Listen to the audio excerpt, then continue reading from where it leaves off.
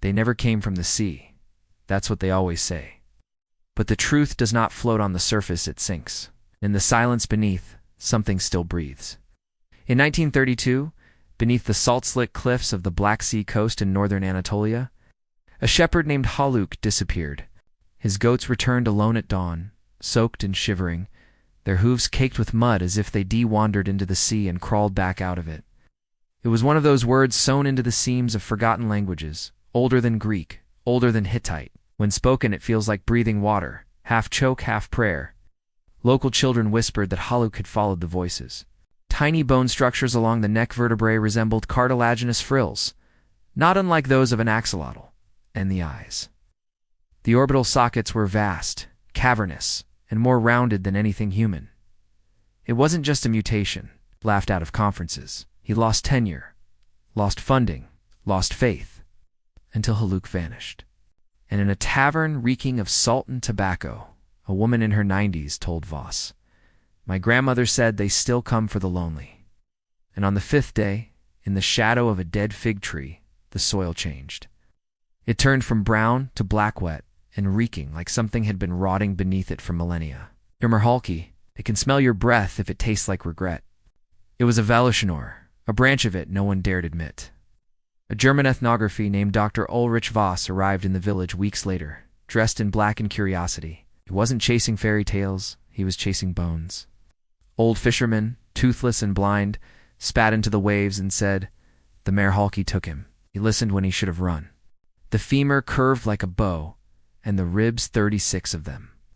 Not 24 arched backward in a cage too wide for any mammal that walked the earth. Voss didn't sleep that night. He catalogued in candlelight, trembling. He did not send the bones to a lab. He knew better. He buried them again, but deeper this time. Or something else. But there was one specimen he always returned to. The so-called Cataluk skull. Unearthed in 1891 and never publicly displayed again.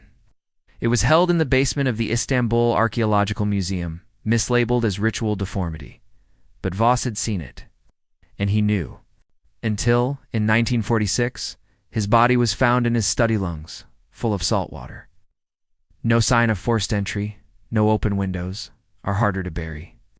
Only a damp trail leading from the fireplace to the desk, and a single word carved into the wooden floorboards with broken fingernails. That name Merhalki had not been uttered aloud for almost 100 years.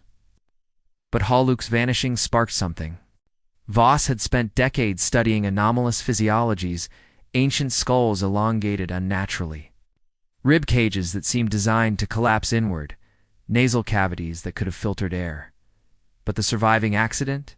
In the marshes of southern Iraq, in the drowned cities beneath the Baltic patterns, clues, bones, too smooth, lungs removed and mummified remains. Children born with webbed fingers, buried alive by terrified parents. The skull had gill-like slits behind the jawbone. Voss believed that once, long ago, there were others. Not myths, not tritons or sirens. A people homo aquatilis, as he called them, the water kind. But his research was ridiculed. Voss began excavating near the cliffs. The locals spat and crossed themselves as he dug. They threw salt at his feet. A child left a dead seagull on his doorstep. But he pressed on. Then he found the bones. Thin. Too thin. Then he left. He returned to Germany, changed. He published nothing, spoke to no one. They remember the file was sealed. Bones never recovered. But whispers returned. Not just in Anatolia, but in Crete. They called them freaks. Abominations. But what if they were relics? What if humanity is not the peak of our lineage? The truth was too vast for science to hold, and so it fell to stories. And stories. In the winter of 1621, in the village of Emradal, where Iceland's black beaches hiss like serpents beneath the snow, a woman was burned alive for hearing voices from the sea. Her name was Sigrid. She was 27. Eyes the color of overcast water, and hair she never cut not once. She was born during a storm, or so the priest's records claim, when the sea rose past the cliffs and claimed 4 homes in one breath. Her mother died giving birth. Her father drowned days later, found face down in a tide pool, hands clutching a stone carved with runes no one could read. Sigrid spoke rarely, but when she did, it was in verses, songs, lullabies in a tongue no one taught her, that she never coughed, not even in the worst frost, that she could stay underwater longer than a scream could last. It is not Danish, the bishop said, nor Latin, nor the devil's tongue. And yet she sings two things that knock at the windows at night. The fishermen feared her. They said fish swam closer to her feet when she stood in the surf, that birds did not sing near her home. One day a boy followed her to the sea. His lips were blue, his eyes wide, as if he'd seen something beyond comprehension. Sigrid whispered to him, her voice half moan, half hymn. And when the villagers pulled her away, she did not resist. He did not return. The village searched for 3 days, and on the 4th, they found Sigrid lying beside a tide pool, cradling the boy's body. Centuries later, that scroll would sit untouched in a university archive in Copenhagen, till a linguist named Solveig Crane translated it in 1999. At her trial, she said nothing for hours. Then when the priest demanded she name the demon who had taught her those songs, she finally raised her eyes.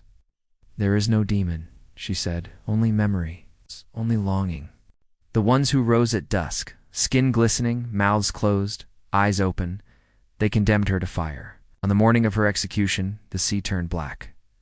Not gray, not storm dark, black as if ink had poured from the sky into the waves. The wind died. The gulls vanished. A city whose citizens fed on light and salt and the silence of the drowned. A city whose gates could only open from within. And as the flames rose around Sigrid's body, she sang. A poetic forgery. Not in screams, not in terror. She sang as if returning home. She tracked references in other coastal mythologies, Basque, Berber, the Orkney Isles. She found echoes of the same phrases. Breath of salt, hands with no nails. Eyes like night rivers. It was never meant to be shown. The canvas was warped, the image disturbing. That song would be recorded by a Danish monk who witnessed the execution, transcribed it phonetically, unable to decode it. Her research erased. Only the painting remained. What she found was not Norse, not Old Icelandic. It was Proto-Sumerian. Pale shapes swam in the depths. And on her neck, visible just beneath the skin, were slits. A dialect used in coastal Mesopotamian hymns. Long before written language bloomed, words meant not for the sky gods, but the river gods. The song was a morning chant, not for the boy. For a city beneath the waves, a city with no name but many walls. Its discovery, of course, was dismissed. A linguistic coincidence, except Solveig didn't stop. And then she found it. An oil painting, unsigned, dated 1754, locked away in the basement of a burned estate in Normandy. It showed a woman, not Sigrid, but someone like her standing waist-deep in black water, arms outstretched. Behind her, submerged towers. Solveig Crane vanished in 2001. Her apartment was left unlocked. But in her final email to a colleague never published, never cited, she wrote, "I no longer think they were myths. I think we're the myth. I think we are the ones who forgot. And perhaps that is the true terror. Not that something else lives beneath us, but that something else came first." His name was Elias Moreau, archaeologist, historian, and eventually a patient. He was the lead supervisor of the 1984 exploratory mission into Sublevel 9 of the drowned city beneath the Bay of Cadiz, excavation project so veiled in bureaucracy. Even its funding source was redacted in every report. Publicly, the mission was listed as a survey of Roman ruins lost to seismic collapse. But what they found wasn't Roman. It wasn't even human. The doorways were too narrow for shoulders, but too wide for hips. The carvings, if they could be called, that resembled the flow of tide patterns etched into bone. Some glowed faintly when wet. The city had no straight lines, no right angles. The pillars twisted like the roots of drowned trees. He began to sketch symbols obsessively. He ignored the dive team's reports of whispers, strange clicks, and echoes heard only beneath 20 meters. He dismissed the engineer who claimed that the walls were vibrating like lungs inhaling. Moreau didn't sleep after the 3rd day, not due to fear at first, but fascination. But when they found the statue, things changed. It depicted a humanoid figure, taller than any man, arms too long, spine arched, head narrow, more eel than human. While the mouth was absent. In its place, 6 ridges, slits, like gills. Ollie. It was cartilage, gray-blue, porous, and still moist, though buried under silt for what must have been thousands of years. Moreau touched it with his bare hand. Something woke in him. The other remained in the sea, refining, watching, breathing in silence. He was discharged, placed under psychiatric care, diagnosed with acute stress disorder, auditory hallucinations, and dissociative identity risk. That night, he stood waist-deep in the shallows, murmuring syllables he didn't understand. It read, "His team found him at dawn, shivering and barefoot, his pupils dilated until no iris remained. When questioned, he said only one word. Sketches of map cities beneath glaciers, beneath desert salt lakes, beneath oil rigs in the North Sea. She's listening." They flew him back to Geneva. But Moreau kept writing. Hundreds of pages. Diagrams of lungs restructured to filter water. Notes on altered blood oxygen affinity. Translations of songs with no known source. Diver off the coast of Madagascar claimed to see fingers brushing against his mask at 50 meters. In Norway, children were born with vestigial webbing between their toes. Doctors dismissed it as genetic anomaly. But in their sleep, these children hummed melodies no one had taught them. He spoke of a return, not of them, of us. He believed we were the defect, that somewhere, far back in our evolution, a split occurred. One part fled to the land, and now, the sea wanted us back. Moreau vanished in 1991. His final letter, handwritten and unsent, was found torn in half beneath his mattress. I stood in the ruin, and it breathed. I listened, and it sang in my blood. We did not crawl from the sea. We were exiled from it. The other half of the letter was never found. Strange reports began surfacing in the following years. Fishermen in Greenland saw silhouettes beneath the ice moving too slowly for seals, too gracefully for sharks.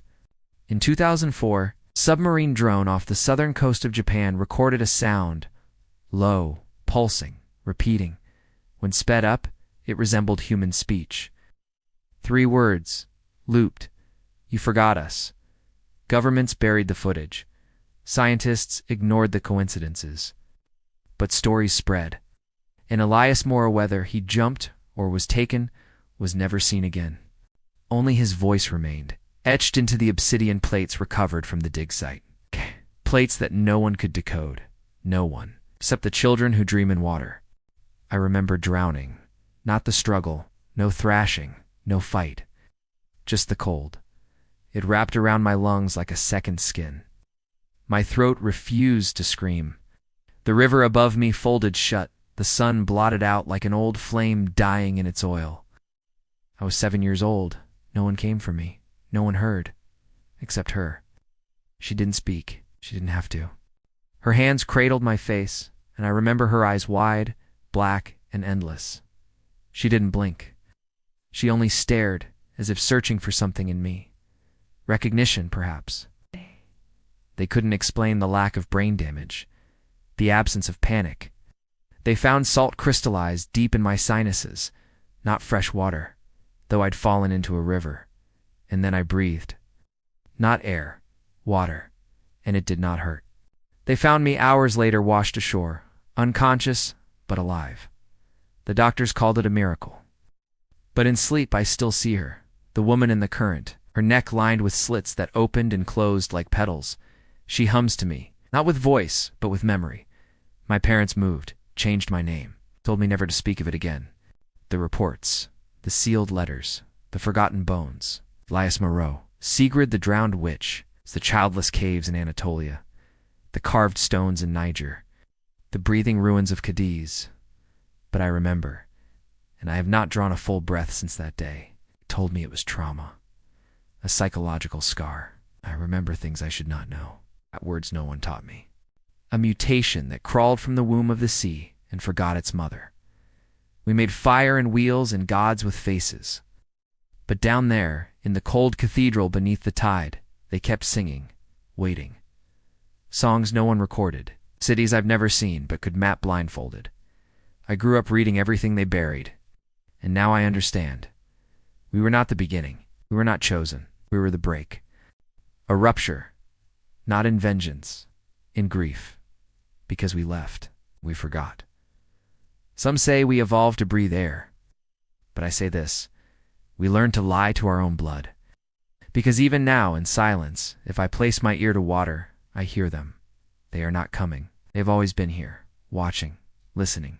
And perhaps one day, when the air grows thin and the earth burns dry, we will return, not as conquerors, not as children, but as something in between, the drowned and the waking, the breathless and the becoming.